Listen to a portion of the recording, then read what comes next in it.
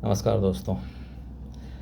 आज़ादी के 70-78 साल बाद भारतीय जनता पार्टी का जो एक ख्वाब था कि बंगाल में हिंदूवादियों की सत्ता कायम हो, तो उन्होंने आज मतलब कि जून के इस तारीख को अपनी सत्ता कायम कर ही ली है। पर इसमें दुख की इस बात है, एक बात यह है कि उन्होंने अपने जो सच्चे कार्यकर्ता थे उनकी तिलांजलि दे दी है। तो चलो जानते हैं किसको उन्होंने मुख्यमंत्री बनाया और कौन कौन मुख्यमंत्री वहाँ बनने के लायक थे, जो उसके सच्चे सिपा सलाहकार थे, जिन्होंने जान माल की बाजी लगाकर मतलब बंगाल में भाजपा की हिंदूवादी रीति नीति को आम जन तक पहुँचाया। और जब सत्ता की मलाई खाने का मौका आया तो उनको उससे महरूम करके किसी तीसरे को कैसे उन्होंने सत्ता हाथ में सौंप दी और वहाँ का मुखिया बना दिया। तो इसी पर हम कुछ चर्चा करेंगे और आपसे कुछ संवाद करेंगे। तो आखिरकार बंगाल की भाजपाई राजनीति में जिस बात का डर था वही हुआ। बंगाल में हिंदुत्व के साथ ही संघ और भाजपा को जमीनी स्तर पर पहचान दिलाने वाले कार्यकर्ताओं के साथ आज अनंत दगा हो ही गया। जिन कार्यकर्ताओं ने बंगाल में भाजपा की पहचान कायम करने में अपनी ज़िंदगी लगाकर खुद की पहचान मिटा दी, उनके साथ दगाबाजी आज अनंत हो ही गई। जब वक्त मलाई खाने का आया तो उनको भुला दिया गया। जिस शिवेंदु अधिकारी ने ममता बनर्जी की पार्टी छोड़कर भाजपा में आए और उनको आए हुए जुम्मे 4 दिन नहीं हुए थे, उसी शिवेंदु अधिकारी के सिर पर ताज रखकर भाजपा ने बंगाल का मुख्यमंत्री बना दिया। कह सकते हैं ये भाजपा ने नहीं किया हो, खासकर अमित शाह या नरेंद्र मोदी ने किया हो, क्योंकि आजकल भाजपा बनाम अमित शाह और नरेंद्र मोदी ही हो गए हैं। तो ये उनका कर्म हो, कृत्य हो, है ना। अमित ने शिवेंदु को बंगाल का सीएम बनाकर राज्य के पुराने संघर्ष वाले सक्रिय कार्यकर्ताओं को एक साफ संदेश दे दिया है कि अब सीएम की कुर्सी तुम जैसे कार्यकर्ताओं के लिए नहीं है। यह तो उन आयातित नेताओं के लिए है जो साम दाम दंड भेद करके सत्ता को हथियाने में मदद करते हैं।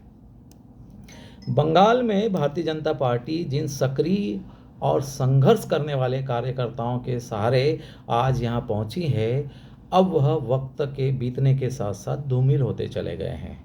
ये बात दिगर है कि इन्होंने ही मुसीबतों का सामना करके बंगाल में भाजपा का विस्तार किया था और हिंदूवादी विचारधारा को जीवित रखने का काम किया था। आज जिस सत्ता पर अमित शाह जैसे लोग विराजमान हैं, उनको इस बात से कोई लेना देना नहीं है कि पार्टी के लिए जिन लोगों ने अपना सर्वस्व लुटा दिया, उनको भी सत्ता की मलाई का भागीदारी बनाना चाहिए। अब इस पार्टी में नैतिकता नाम की कोई चीज़ नहीं रह गई है। अगर थोड़ी सी भी बची रहती तो शायद शिवेंदु को बंगाल का सीएम नहीं बनाते।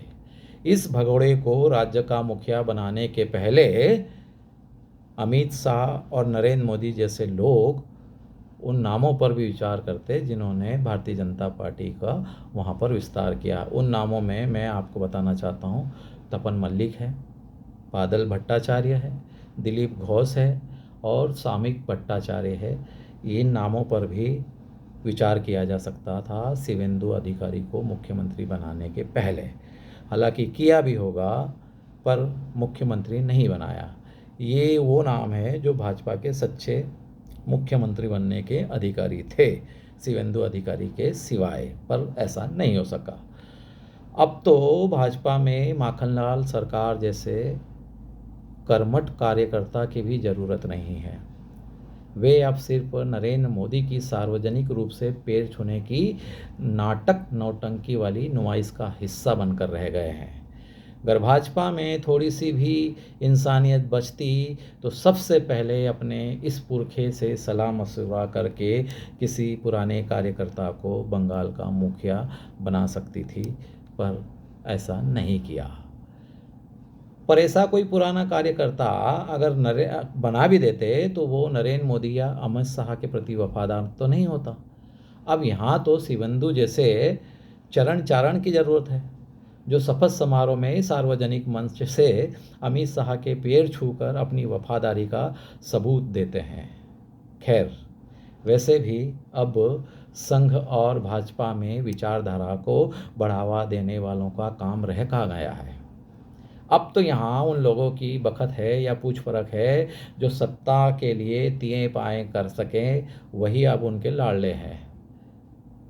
मैं आपको थोड़ी देर बाद अपने दूसरे वीडियो में बंगाल के नए सीएम शिवेंदु के चाल चरित्र और चेहरे से रूबरू कराऊंगा, लेकिन इसके पहले मैं जिन कार्यकर्ताओं के नामों का अभी जिक्र किया हूं, भाजपा के जो सक्रिय कार्यकर्ता थे, थोड़ा उनके बारे में जानकारी देते चलता हूं, उनके बारे में कुछ छोटी छोटी बातें बताते चलता हूं। सबसे पहले मैं जिक्र करूंगा माखनलाल सरकार की, मतलब उनकी बात करूंगा, उनके वो क्या थे, भाजपा में उनका क्या योगदान था। ये माखनलाल सरकार वही माखनलाल सरकार जिसके हमारे महापुरुष ने आज पैर छुए थे सारे मंच से, मतलब सीएम की जो सभा हुई थी, शपथ समारोह हुआ था, उसमें हमारे महापुरुष ने उनके पैर छुए थे। माखनलाल सरकार भाजपा के 98 वर्षीय बंगाल में बीजेपी भाजपा के सबसे पुराने और प्रारंभिक कार्यकर्ताओं में से एक है। माखनलाल ने 1952 के राष्ट्रवादी आंदोलनों में भी भाग लिया था और खासकर श्यामा प्रसाद मुखर्जी के साथ वे जेल भी गए थे। मतलब बंगाल में भाजपा का जब कोई पूछनहारा नहीं था, तब वे वहाँ हिंदू विचारधारा को लोगों के बीच में फैला रहे थे, अपनी हिम्मत के बल पर, अपने साहस के बल पर, अपनी ताकत के बल पर। बेशक उम्र दराज होने के नाते माखनलाल को सीएम नहीं बनाया जा सकता था, लेकिन इनसे सलाह मशवरा करके किसी योग्य कार्यकर्ता को तो नवाजा ही जा सकता था। पर अब इतनी नैतिकता भाजपा में बची कहाँ है। अब बात करते हैं तपन मल्लिक की। तपन मल्लिक भी बंगाल में पार्टी के पुराने कार्यकर्ताओं में शुमार है और तपन 1980 के दशक से ही भाजपा की विचारधारा से जुड़े हुए हैं। वे पार्टी के संघर्ष के दिनों के साथी रहे हैं और संघर्षों के गवाह भी रहे हैं। आज जब मलाई खाने का दिन आया तो इनके हिस्से की मलाई शिवेंदु को दे दी गई। शिवेंदु अधिकारी जो ममता बनर्जी की टीएमसी से हाल ही में भाजपा में आए थे और हमारे अमित शाह के परम प्रिय बने बैठे हुए हैं। आप ही बताइए, तपन के साथ जो ये कृत्य किया गया उसको कैसा लगा होगा। अगर आपके साथ ऐसी दगाबाजी होती तो आप क्या करते हैं। मैं यकीन के साथ कह सकता हूँ कि आप खुश तो हरगिज़ नहीं होते। अगर आप में थोड़ा भी ज़मीर होता तो आप अपने बड़ों से विद्रोह जरूर करते हैं, पर तपन ने ऐसा कुछ नहीं किया। बादल भट्टाचार्य की भी बात वही है। ये जनाब पश्चिम बंगाल में भाजपा के पहले विधायक रहे हैं। इनने भी अपनी जवानी के दिनों में राज्य की मुख्यमंत्री की कुर्सी पर बैठने के हसीन ख्वाब या पाले थे या हसरतें पाली थी, पर इनको भी आज कुछ हासिल नहीं हुआ। इनका भी ये ख्वाब जो है ख्वाब ही रह गया। इनका ख्वाब भी मुख्यमंत्री बनने का मुकम्मल नहीं होने दिया अमित शाह और हमारे परम प्रिय नरेंद्र मोदी जी ने। बादल ने 1999 में अशोकनगर विधानसभा क्षेत्र से विजय हासिल की थी और पार्टी का सबसे पहला विधायक होने का इन पर एक तमगा लगा हुआ है, स्टार लगा हुआ है। इसी नाते से, पहले विधायक होने के नाते से ही बादल का भी हक बनता था कि उनको मुख्यमंत्री बनाया दिया जाए, लेकिन यहाँ पर भी हकमारी का खेल परवान पर चढ़ा रहा। बादल भी इस कुर्सी को नहीं पा सके। बात करते हैं दिलीप घोष के साथ हुई दगाबाजी की। दिलीप घोष भी इनका भाजपा का पुराना कार्यकर्ता रहा है। हालांकि बंगाल के मुख्यमंत्री के लिए दिलीप घोष का नाम तो चला था और उनकी दावेदारी भी हम मानी जा रही थी, पर वो मुख्यमंत्री नहीं बनाए गए। अंत में उनको भी मंत्री बनकर ही खुश होना पड़ा। उनको मंत्री का दर्जा दिया गया, मंत्री बना दिया गया है ना। दिलीप घोष बंगाल में भाजपा के वरिष्ठ नेताओं में शुमार हैं। वे पार्टी के प्रदेश अध्यक्ष भी रह चुके हैं और दिलीप ने पश्चिम बंगाल में पार्टी का जनाधार बनाने में भी खासी अहम भूमिका निभाई है। इनके कार्यकाल में पार्टी का संगठनात्मक ढांचा जो है काफ़ी मजबूत हुआ है। ओडिशा से सटे खड़गपुर जैसे ट्राइबल बाहुल्य क्षेत्र या इलाके में दिलीप ने पिछड़े वर्ग और अनुसूचित जाति वर्ग के बीच में बहुत अच्छा काम किया है और वो लंबे समय तक काम करते रहे। और इसी का हासिल ये हुआ कि आज की तारीख में भारतीय जनता पार्टी को आदिवासी और दलितों की तमाम सीटों पर विजयी हासिल हुई है। ये दिलीप घोष का ही काम था, या दिलीप घोष का ही संघर्ष था जो उनके बीच में भाजपा की पेट बढ़ा सकें। इस वजह से अभी जो ये दिलीप घोष ने इन लोगों के बीच में जो काम किया है, उसकी वजह से आज भाजपा बड़ी जीत हासिल कर पाई है ना। और इस वजह से न केवल अब की बार भाजपा को महाविजय मिली है, बल्कि सत्ता का सुख भी मिला है। दिलीप ने खास तौर पर 2019 के लोकसभा चुनाव में भी एक विपक्षी नेता के रूप में डट कर सामना किया। ऐसे समय में जब ममता बनर्जी जैसी शेरनी महिला किसी भी कार्यकर्ता को किसी भी तरह की हिंसा कर सकती थी, ऐसे वक्त में भी दिलीप घोष जैसे भाजपा के शेर कहे जाने वाले ये नेता डरे नहीं और पार्टी के लिए वफादार की तरह काम करते रहे। लेकिन आज इनको वफादारी का सिला क्या मिला, ये आप सबके सामने है। वे आक्रामक राजनीति के अंदाज में काम करते थे और ज़मीनी पकड़ वाले नेता के रूप में पहचाने और जाने जाते रहे हैं। पार्टी में वरिष्ठ और प्रभावशाली नेता की भी छवि रही है उनकी। और पश्चिम बंगाल में अगर आरएसएस और बीजेपी से जुड़ा कोई चर्चित चेहरा रहा है तो वो केवल दिलीप घोष ही चेहरा रहा है। मगर सीएम की कुर्सी पर पहुंचने तक दिलीप घोष का जो आरएसएस बैकग्राउंड रहा है वो भी कुछ काम ना आया। इनके हिस्से में भी निराशा ही लगी, इनके हाथ में भी कुछ नहीं मिला, मतलब इनके हाथ में भी कुछ नहीं लगा, ये भी बस कसमशा कर रह गए हैं। अब बात करते हैं हम सामिक भट्टाचार्य जैसे नाम की। भाजपा के पास सामिक भट्टाचार्य जैसा नाम भी कोई कमज़ोर नाम नहीं था। वे पार्टी के जाने माने चेहरे हैं और सामिक जो है शहरी बंगाल में भाजपा का तुरुप का इक्का माना जाते हैं।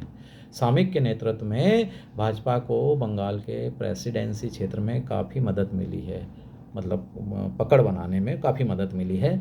और इसके अलावा शहरी मध्यम वर्ग के मतदाताओं के बीच भी भाजपा का एक विश्वास बढ़ा और इसका कारण रहा है सामिक भट्टाचार्य जैसे नेता, भाजपा के वफादार नेता। इसके अलावा शहरी मध्यम वर्ग के मतदाताओं में भाजपा के प्रति जो भाव बना वो सामिक भट्टाचार्य ने ही बनाया।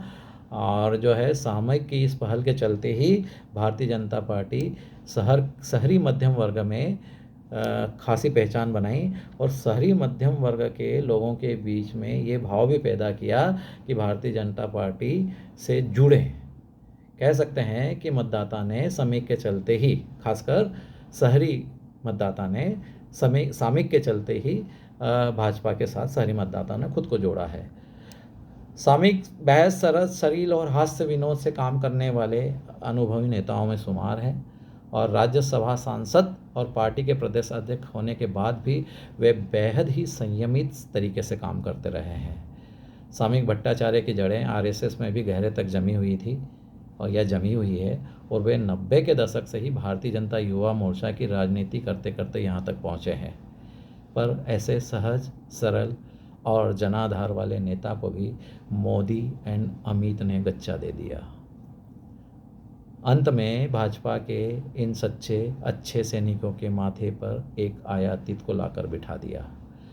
वो पार्टी के प्रति वफादार हो या ना हो, लेकिन मोदी और शाह के प्रति तो हमेशा नतमस्तक ही होगा। यही तो वह चाहते भी थे। अब वैसे ही शिवेंदु अधिकारियों जैसे लफंगों को भाजपा और संघ को ज़रूरत है, जो पार्टी की विचारधारा के प्रति समर्पित हो या ना हो। ऐसे समर्पित कार्यकर्ताओं के लिए अब यहाँ कोई जगह नहीं है। उनके लिए खासकर समर्पित कार्यकर्ताओं के लिए आपके यही बचा है कि आप जय जय सिया राम करो और मस्त रहो।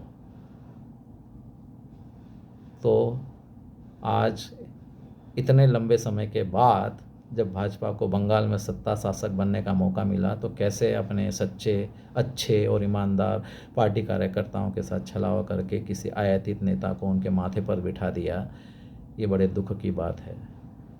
पर समय बदल गया है, वक्त बदल गया है, पार्टी की विचारधारा बदल गई है, पार्टी में आप तानाशाही बन के प्रबल हो गई है।